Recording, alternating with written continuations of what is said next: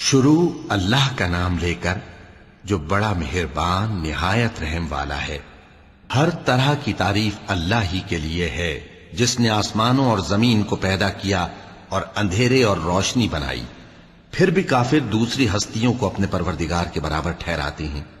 وہی تو ہے جس نے تم کو مٹی سے پیدا کیا، پھر مرنے کا ایک وقت مقرر کر دیا اور ایک مدت اس کے ہاں اور مقرر ہے۔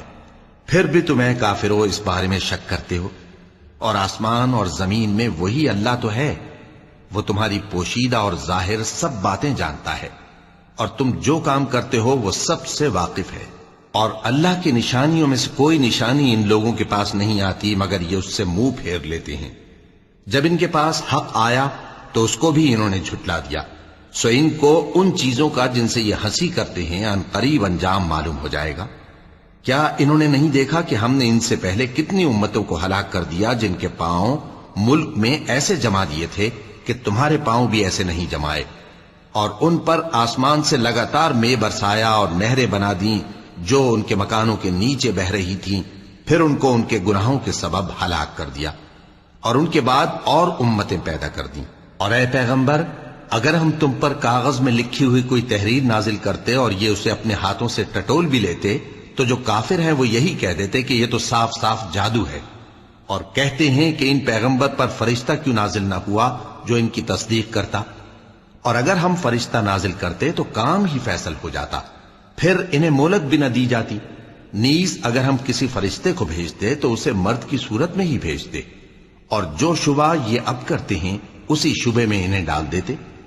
اور تم سے پہلے بھی پیغمبروں کے ساتھ ہنسی ہوتی رہی ہے، پھر جو لوگ ان سے ہنسی کیا کرتے تھے ان کو ہنسی کرنے کی سزا نے آ گھیرا۔ کہو کہ ملک میں چلو پھرو، پھر دیکھو کہ جھٹلانے والوں کا کیا انجام ہوا۔ کہو کہ آسمان اور زمین میں جو کچھ ہے کس کا ہے؟ کہہ دو اللہ کا۔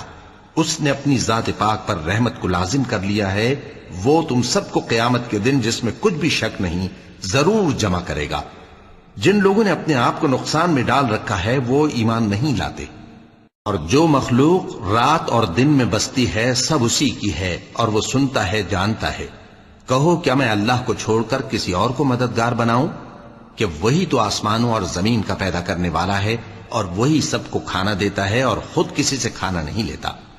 یہ بھی کہہ دو کہ مجھے یہ حکم ہوا ہے کہ میں سب سے پہلا فرما بردار بنوں، اور یہ کہ اے پیغمبر تم مشرکوں میں نہ ہونا۔